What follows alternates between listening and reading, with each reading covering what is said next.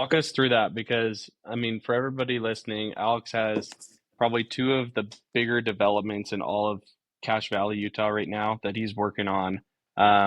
You get into the game in 2018, 2019, you're a realtor as well, right?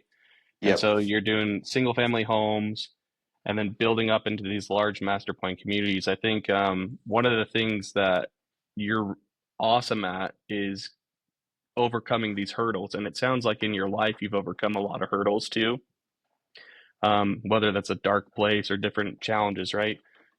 You've got these two huge projects in Cache Valley that it's not just, hey, we're going to show up to the city and be like, hey, yeah, stamp of approval, here we go, right? These big master plan communities, you got to get a lot of people on board, working with city council, working with planning commission, and that's really kind of like the visionary side of Alex is you make the magic happen there.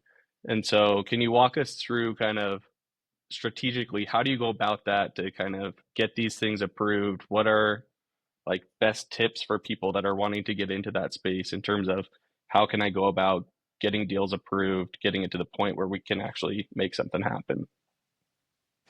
So I would say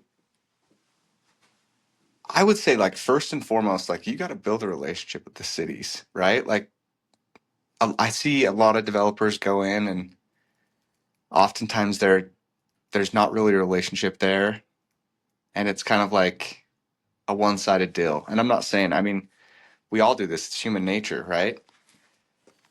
But like the magic that we've been able to create with cities has just been in relationships. Like they know that we genuinely care because we do care about the community. We want to build a good product and we want it to be beneficial for their community, not a burden, right? Not an eyesore either. And so those relationships are huge. They're everything.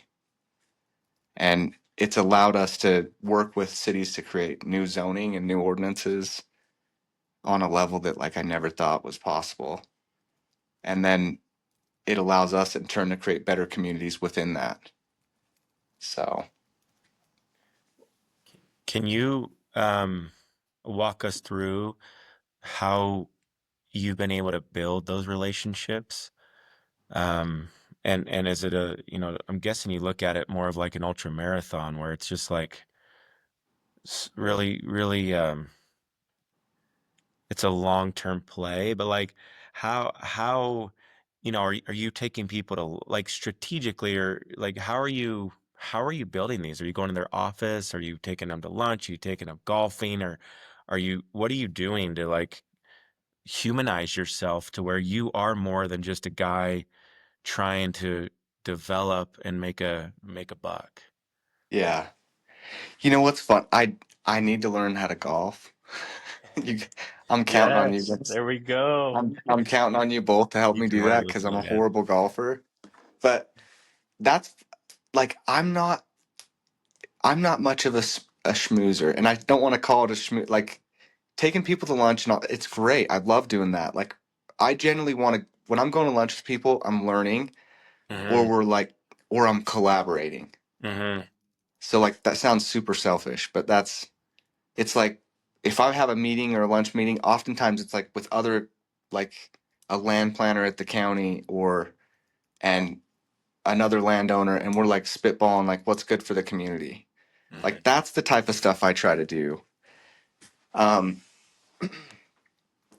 the other thing is like I try to create a real vision. Like that's number one for everything for me. So whenever I go into a project, it's like let's create a vision. Let's get everyone on board. And then I oftentimes go sit down with a council member. I'll sit down with the mayor. I'll bring them to the site of the development, and we might go to lunch. But I'll be like, hey, what's your vision? Like, what's the community's vision like? And I'm being genuine. And then and then I explain this is our vision. This is what we need in order to make this happen. So, like, just being real and having those conversations instead of just like showing up with, like, hey, this is our plan. This is the unit count that we have to get. It's just more collaboration. Mm. A lot of it you hear like sometimes building in public versus building in private, right? And I think the to the detriment a lot of time of the public, unless you're crazy informed and getting on every council agenda. Real estate development is largely a building in private space, but it sounds like trying to turn that around and make it more of a building in public and getting feedback from the community serves you well. Is that kind of something that you follow?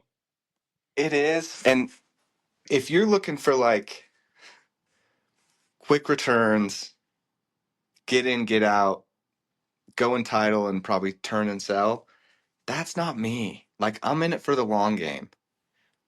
Because I'm like, if we're gonna go help create an ordinance and build a community here, it's like we're gonna exist here.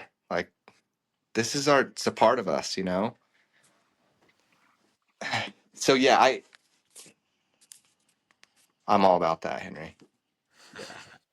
No, it's fun. I love being able to look through a post every now and then on your Instagram or something, and you're like, hey, here's our big master plan community, even to the extent of we don't know what the heck to name this, right? Like, Yeah. what would the public want it to be named? Because then even if it's something as small as that, they feel like they're involved and they feel like they actually had an impact on what's being created in their community. And I think it goes a long way. It's huge. One good example of like working together with, I'll share this, it's short, but we had a relationship with basically it's the Utah Public Trails. It's the state of Utah's org for trails essentially. And it was created and they threw a bunch of funding at it, especially to fund like Bonneville shoreline trails. But what they were doing is they only allowed grant money for cities. We knew about it, and the Bonneville shoreline goes through one of our big projects. So we'd worked with a girl named Carly Lanch she was actually here in Cache Valley, and then she went down to the state to work for this org down there. And she made us aware of these grants. And it was like, well, look, how do we get a hold of this grant money? We want the city wants the shoreline trail. We want it.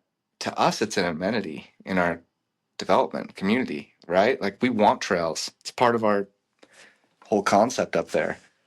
So we approached the city, and the former mayor and I had a relationship as well, and he was connected on to Carly Lanch at the state of Utah as well.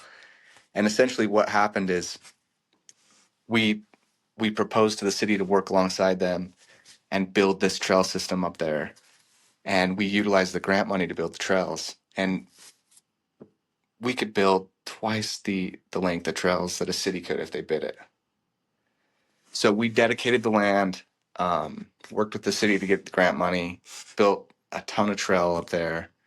And for us, it's an amenity and we love it. Like we wanted it, we were going to do it anyway. For the city, it's an amenity for them and their residents. They love it. So those types of things and deals they provide so much value on both sides. So It's awesome. Yeah, I've been up there and ran on them. It's really cool what you guys are doing up there, and the Bonneville Shoreline's a great place to trail run and work out. I want to be cognizant of time, Alex and Henry. I don't know if you have any questions, but I think for our listeners, like the thought of like coming out of high school or college and acquiring land, working with cities to zone it and entitle it, and then do the horizontal and do the vertical and have this vision, like at least for me, because I've never done that, it feels almost unattainable. And so, for our listeners that might be interested in this space, what would you coach them on, or what do you think they should do, or how should they approach that if they want to do that in this, state of Utah or anywhere really? so I would say approach a landowner first off. But like it is daunting. The whole thing is daunting. Number one, Brian, I think you got to have a mentor. Like you got to have someone teaching you, and whoever that is, find them. But there's also so much information out there that I would just say put your head down and figure it out. Like you don't need a ton of money. You don't need a bunch of investors to get started in real estate. Like you can start so many ways creatively. And I just say, just do your research and figure it out, and don't stop until you do. It's awesome. Well, Henry, I don't know if you have anything. I've got a couple thoughts to close, but do you have any? Thanks, Alex, by the way. Henry, do you have anything else you want to Yeah, ask? thank you. Yeah, no, kind of just building on that. I think that being a visionary, a lot of times it's long term, kind of long term project, long term thought, right? How do you balance that with saying, all right, Alex, what's something that you could get done this week that would make you feel like it was a damn good week, right? Like, Yeah. what would make you feel like just looking at your week on a week to week basis? How can you break down being a visionary with what can I get done this week that I'm just gonna be like, I'm proud of myself for getting that done? That's a hard one because sometimes I get lost in that. Like, it's like, what am I doing? What's my focus?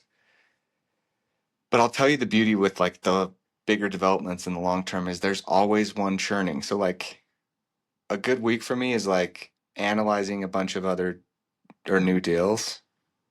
I love that. Like, that, like, gets me going. And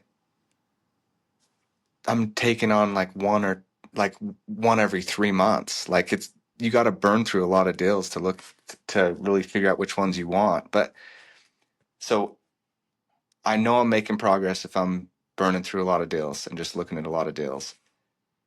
But the beautiful thing with like holding long term and some of these land developments is you're continually selling lots and they're trickling in. And so like cash flow's trickling in all the time. So it's like you're filling it constantly. It's nice. But I don't know that I answered your question very well, Henry. No, I mean, I think it's good. I think that's part of what the industry is today, right? We came out of a boom from 2010 to COVID, and then COVID had its own implications, and now we're in a weird market where everything's kind of in limbo. Yeah, And like for context, like yeah, we're looking at 300 deals to get one done, you know? And so you have to almost find joy in looking at deals and then killing deals too, because every deal killed, you're closer to finding the one that works at the end of the day. 100%.